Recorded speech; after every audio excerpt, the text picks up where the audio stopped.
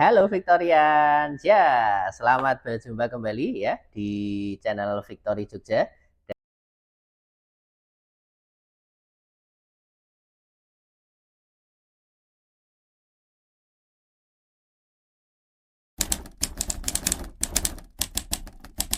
Dan seperti biasa, saya Mirza, wakil pialang dari PT Victory International Visa Cabang Yogyakarta, akan menemani Anda di kesempatan minggu ini ya untuk memberikan informasi mengenai pergerakan pasar emas dunia dan juga pasar minyak sepanjang minggu lalu, sekaligus juga memberikan analisis untuk potensi pergerakan ya dua pasar tersebut di satu minggu ke depan ya. Dan ini minggu ya, ketika video ini dibikin ya tanggal 30 September, hari terakhir ya di bulan September, tapi juga sekaligus bisa dibilang awal bulan Oktober ya. Dan kalau awal bulan Oktober ya, setiap awal bulan ini seperti biasa kami dari PT Victory Jogja selalu banyak event ya, karena memang banyak peluang market yang bisa kita manfaatkan ya. Tapi detailnya seperti apa nanti kita akan bahas. Untuk sekarang ya, seperti yang tadi saya sampaikan ya, saya mau memberikan informasi dulu mengenai pergerakan pasar sepanjang minggu lalu ya. Dan di sini saya mau mulai dari pasar emas ya ini. Dan kalau kita bicara tentang pasar emas ya, wah minggu lalu ini luar biasa sekali ya.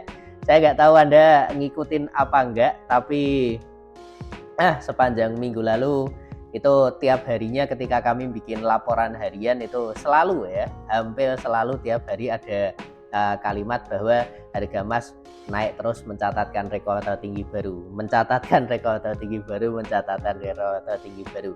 Karena memang ini ya minggu lalu ini luar biasa ya. Kalau Anda bisa lihat di sini kan, ini hari candle di sini, ini hari Senin kan, Jumat, Kamis, Rabu, Selasa, Senin. Nah ini, jadi ketika hari Jumat minggu sebelumnya itu harga emasnya itu sudah rekor tertinggi ya waktu itu, di kisaran harga 2625.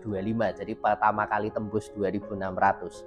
Nah tapi melanjutkan itu ya, hari Seninnya dia nyentuh 260, 2635, kemudian Selasanya 2665. Bahkan puncaknya itu di hari Kamis ya, tertingginya kemarin sampai ke 2.685 dolar per ons, luar biasa ya.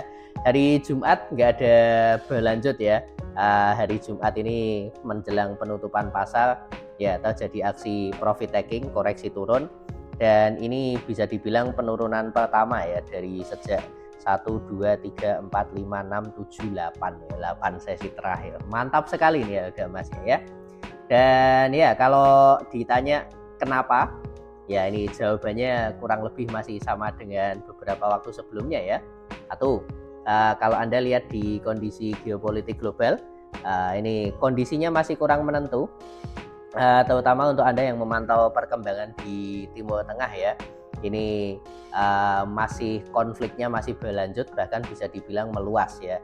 Israel ini sekarang nyerangnya sudah nggak cuma ke Palestina aja, bahkan mulai geser ke Lebanon ya, bentrok dengan militannya Lebanon, Hizbullah. Dan di situ, nah ini orang-orang mengkhawatirkan ini nanti kalau meluas terus, konflik lagi di Timur Tengahnya lebih gede, ya ini bahaya ya. Karena ini nanti kaitannya dengan ya sekutu-sekutunya nanti bagaimana. Dan kalau ternyata perangnya lebih parah, ya orang-orang bakal nyari aset yang relatif aman. Dan aset yang relatif aman itu apa? Ya emas ini ya. Belum lagi kemudian didukung suku bunga yang rendah dari beberapa bank sentral ya.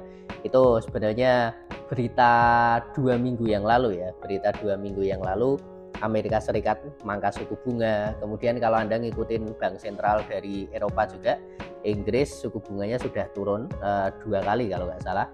Kemudian Eropa ini juga dipangkas. Australia kemarin saya cek juga ada rencana penurunan. Jepang itu juga ditambah lagi, sama Kanada itu juga ya. Ini ya, di mana-mana suku bunga bank itu turun, jadi insentif orang-orang untuk nabung dalam bentuk uang itu juga berkurang. Akhirnya ya investasinya nyari aset yang non bunga nggak apa-apa ya. Dan aset non bunga yang bagus apa? Kembali lagi emas lagi kan. Jadi permintaan emas ini sekarang sedang tinggi-tingginya ya. Itu tercermin dari pergerakan harganya minggu lalu ya.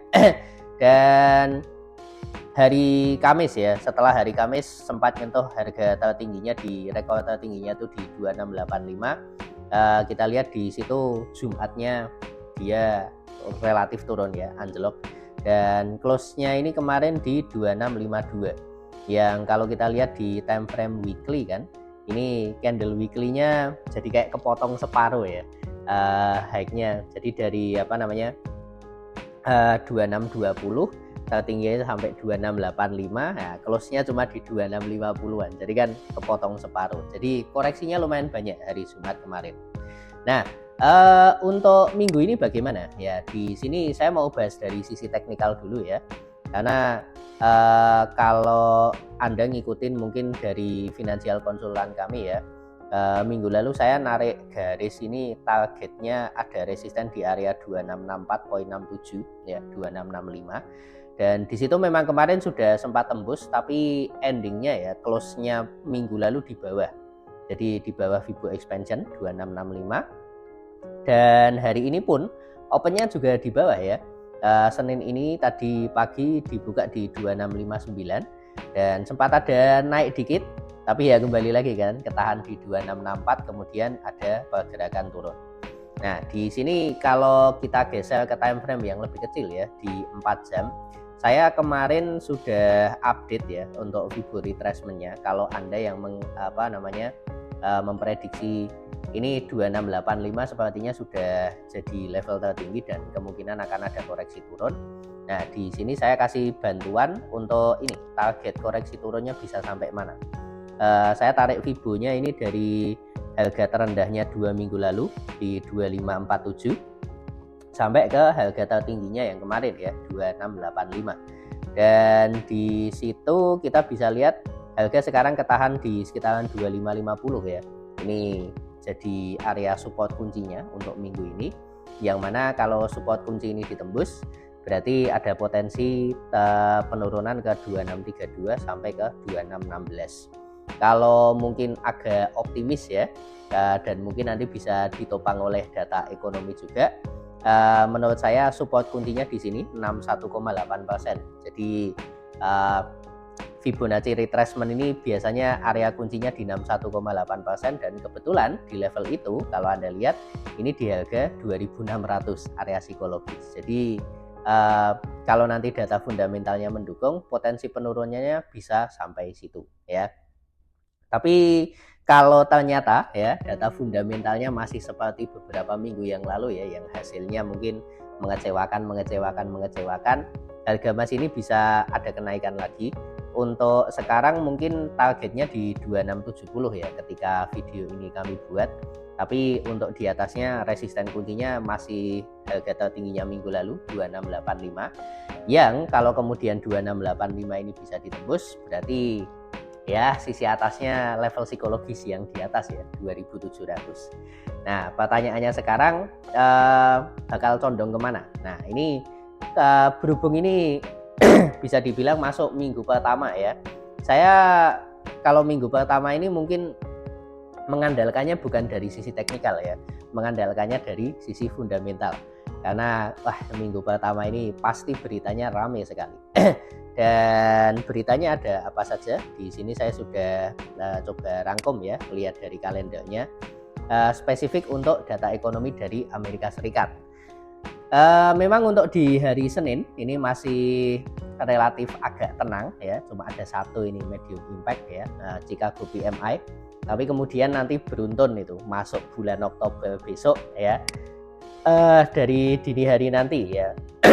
Ini ada speak-nya Ketua Fed dari Jerome Powell. Kemudian tanggal 1 selalu ada ISM Manufacturing PMI. Tapi ya kalau Anda sudah rutin ngikutin ya video analisa market kami dari bulan ke bulan, tema yang sama setiap awal bulan minggu pertama ya, itu pasti data tenaga kerja dari Amerika Serikat, itu pasti ya. Dan ini dimulai dari tanggal 1 ya. Ini ada laporan jumlah lowongan kerja yang dibuka sepanjang minggu lalu. Kemudian tanggal 2 ini laporan pasar tenaga kerja swasta. Tanggal 3 ditambah lagi ada klaim pengangguran. Nah, highlight utamanya, sorotan utamanya nanti yang hari Jumat ini non-farm payroll ya. Ini sudah data yang mungkin tidak asing lagi ya untuk Anda. Jadi, dan seperti biasanya kami dari Victory Jogja ya, untuk non-farm payroll ini kami selalu mengadakan live trading. Jadi untuk Anda yang mau lihat non-farm payroll ini data seperti apa, kenapa data ini penting, efeknya ke pasar seperti apa, dan bagaimana kita bisa memanfaatkan ini untuk cari keuntungan ya. Kami di Victory juga mengadakan seminar ya, yang bisa Anda hadiri dengan ya datang aja ke kantor kami ya, Pakuwon Mall lantai 3. Ini nanti karena rilisnya hari Jumat, seminarnya juga otomatis juga hari Jumat ya. Ya namanya live trading kan, kita trading bareng di situ. Untuk sedikit ya, kalau ditanya bocorannya ya saya nggak bisa ngomong bocoran ya, tapi kalau ngelihat dari forecastnya di sini datanya masih campur-campur ya. Untuk tingkat penganggurannya tetap, jumlah tenaga kerjanya ada sedikit peningkatan ya, 142 ke 144, tapi rata-rata upahnya ya, rata-rata upah per jamnya malah naiknya nggak terlalu banyak, cuma 0,3%. Jadi ya untuk sekarang saya belum bisa komentar apa-apa. Nah ini tetap kalau seperti ini strateginya ya kita tunggu aja hari Jumat. Tapi itu ya tergantung dari data yang bakal rilis minggu ini. Kalau hasilnya semuanya bagus di atas ekspektasi, nah ini mungkin kita akan lihat lagi minggu ini harga emasnya bisa turun ke 2.600 seperti itu. Tapi kalau ternyata datanya jelek-jelek semua, nah itu kebalikannya ya. Mungkin minggu ini kita malah lihat harga emasnya naik lagi ke 2.700 seperti itu. Nah itu untuk market emas. Kemudian untuk market minyak ya. Untuk harga minyak minggu lalu ada penurunan karena ini berbagai faktor ya.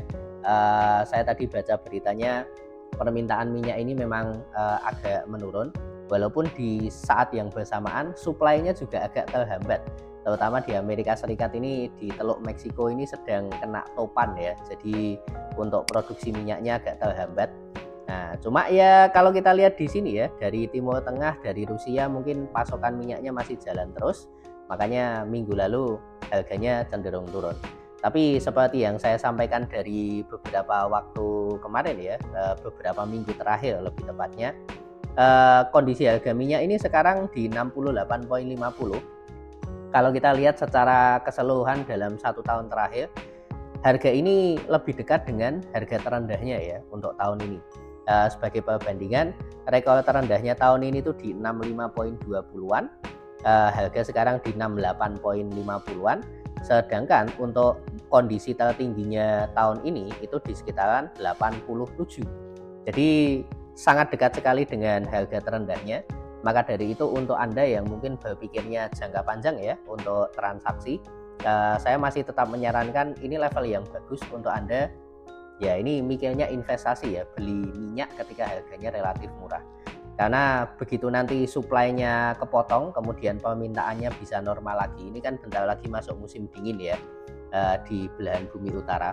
Jadi kalau musim dingin itu butuh bahan bakar kan untuk menghangatkan diri. Jadi permintaan minyaknya bisa kembali lagi. Nah di situ ada potensi untuk beberapa bulan ke depan harga minyaknya bisa naik. Jadi untuk mikir jangka panjang, kita di sini ngelihatnya ya udah, untuk minyak ini mumpung harganya masih relatif rendah, Anda bisa ngambil buy saja seperti itu. Kalau Anda mungkin lebih tertarik transaksi minyak yang jangkanya pendek-pendek ya, kami di Victory Jogja ini punya Victory Analysis Forum yang bisa Anda akses melalui aplikasi Telegram. Itu nanti grup ya, isinya ada saran-saran transaksi yang lebih spesifik. Dan kalau Anda mau dapat aksesnya untuk masuk ke Telegram, ya ini Anda bisa hubungi kami di Instagram ya, DM di Instagram kami @bif_jogja seperti itu. Ya mungkin itu yang bisa saya sampaikan ya untuk informasi pasar minggu ini. Dan seperti biasanya Ini hanya sekedar informasi, second opini, bukan merupakan anjuran apalagi perintah untuk Anda mengambil transaksi ya. Kalau Anda menginginkan saran transaksi yang lebih spesifik, lebih detail, opennya di mana, arahnya kemana, target profitnya seperti apa, manajemen resikonya bagaimana. Nah ini kembali ya, silahkan DM kami melalui Instagram @vif_jogja dan follow juga tuh Instagramnya ya, karena di situ nanti banyak info-info menarik, terutama dari sisi berita ya, Anda bisa baca di situ. Nah terus jangan lupa juga untuk bisa subscribe channel Victory Jogja ini, supaya Anda nggak ketinggalan ya untuk video-video berikutnya. Kalau Anda rasa video ini bermanfaat ya, bisa klik tombol like-nya juga. Kalau mungkin kurang oke ya, klik tombol dislike juga nggak apa-apa ya. Kalau ada pertanyaan silahkan tulis di kolom komentar supaya nanti bisa kami jawab, entah langsung di komentar atau di video berikutnya. Seperti itu. Oke, itu saja dari saya. Saya ucapkan selamat bertransaksi ya untuk minggu ini dan salam profit.